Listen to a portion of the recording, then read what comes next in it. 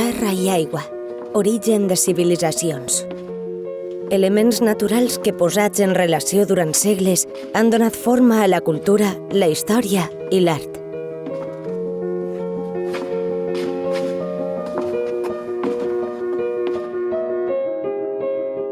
El Palau o Casa Pairal de Geldo és un dels exemples d'arquitectura civil medieval més interessants de la regió.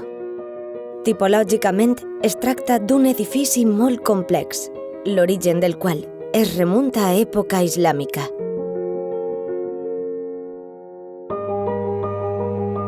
Les primeres referències escrites que tenim sobre l'actual Geldo apareixen al llibre del repartiment quan Jaume I dona a Garcia Pérez d'Ossa una torre anomenada Celda, casa i 10 jovades de terra. A Garcia Pérez d'Ossa, la torre que s'apella Celda, que és al terme de Sogorb, amb 10 jovades pròximes al terme.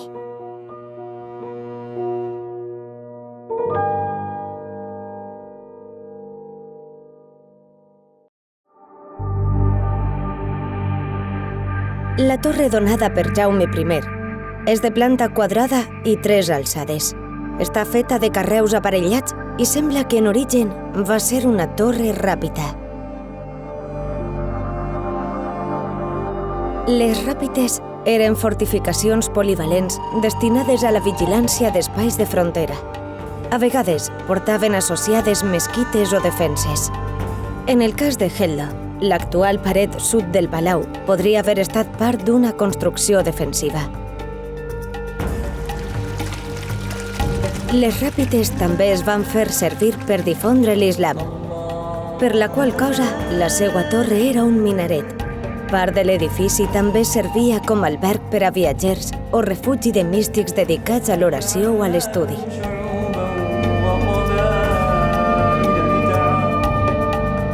La torre i la mesquita es consideren l'origen de l'actual Palau dels Ducs de Medinaceli, construcció que evolucionarà després de la conquesta cristiana.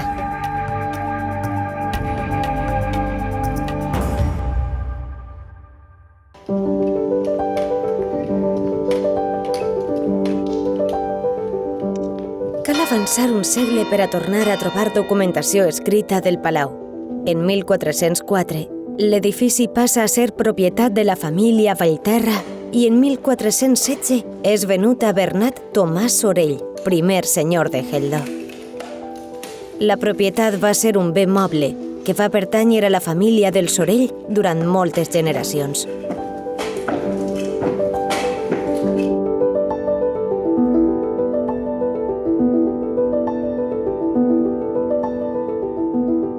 L'edifici comença a créixer per la cara sud, amb murs de maçoneria, sobre els que descarreguen els murs de tapial de 65 centímetres de gruix i uns 90 centímetres d'alçada. En el cas de Geldo, el tipus de tapial és calcicrostat. Aquesta tècnica mostra una coberta exterior amb una argamassa de calç. El resultat dona una alta resistència a les condicions meteorològiques extremes i al pas dels segles.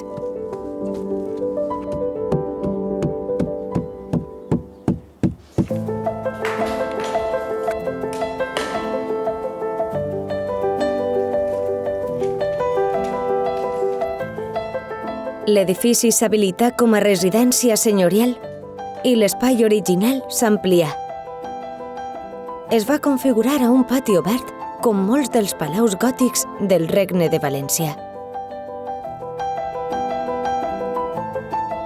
S'hi construïren finestres gòtiques cornelles de guix i es va decorar el pati amb arcs amb mènsules del mateix material. Les seues decoracions de motius vegetals recorden les impostes de la portada de l'església de la Cartoixa de la Vall de Crist.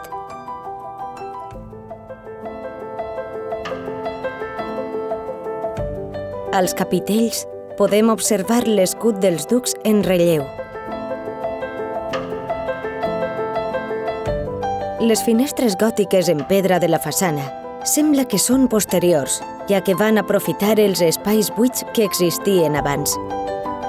El 1453 Es fan obres que busquen una aproximació a la imatge estètica dels palaus civils gòtics valencians. Bernat Sorell i la seva dona Elionor de Cruïlles duplicaren temps després la superfície del palau. La reforma ocupa la totalitat de la planta que ha arribat fins als nostres dies. Aquesta ampliació es fa amb tapial, però amb una tècnica més consolidada i evolucionada, amb rajoles col·locades a testa.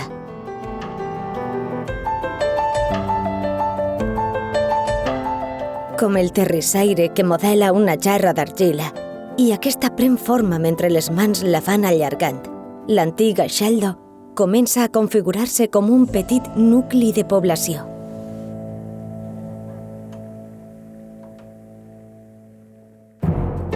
El 1495, la família Sorell ven Geldo a l'infant Dom Enric d'Aragó i Pimentel, conegut com l'infant Fortuna, desè senyor de Sogorb. És ara quan es fa la renovació de les sales del sud, amb un treball notable de les portades de guix i la simulació cromàtica de carreus als voltants del perímetre.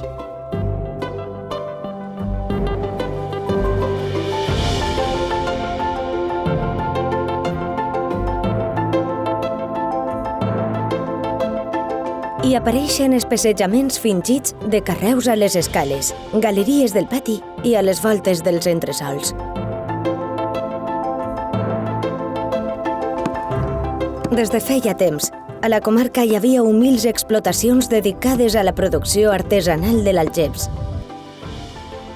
Aquest mineral va ser un dels protagonistes de l'arquitectura tardogòtica valenciana.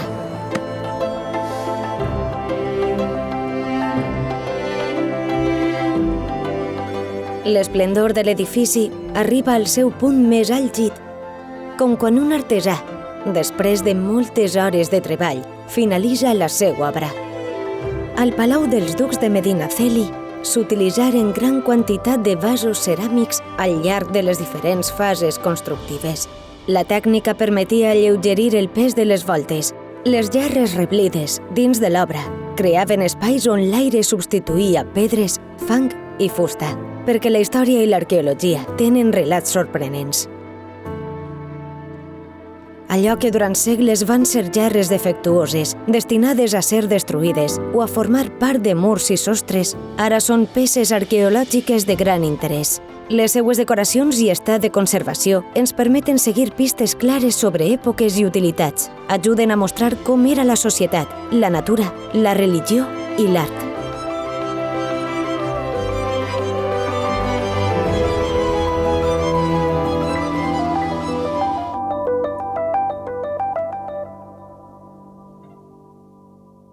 Die 40 mensis Augusti, anno... El 1611, Dom Enric Foll de Cardona atorgà la carta Pobla a Geldo, a Alfons Yáñez.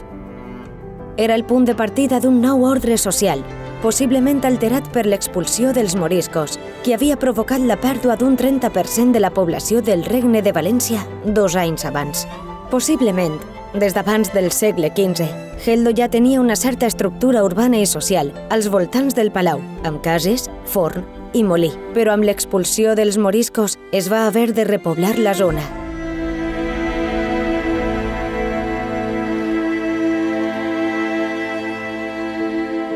El 1675, les famílies de Sogorb i Medinaceli s'uniran. Amb el matrimoni de don Juan Francisco de la Cerda i Enríquez de Ribera, amb na Caterina Antoni Foll de Cardona i Aragó. El palau seguia canviant de propietaris, però la importància social de l'edifici quedava demostrada amb un fet definitiu. Quan els bisbes de Sogorb anaven a prendre possessió del seu càrrec, tenien costum de dormir la nit anterior al palau. A finals del segle XIX, el bisbe Massanet va ser el darrer a seguir la tradició. En l'Anuari de Castelló, de 1925, podem llegir que Geldo és una població de 844 habitants que usa el palau com a casa de la vila, com a casa consistorial. Posteriorment tingué diferents funcions socials, però es va degradant progressivament i es va tancar definitivament.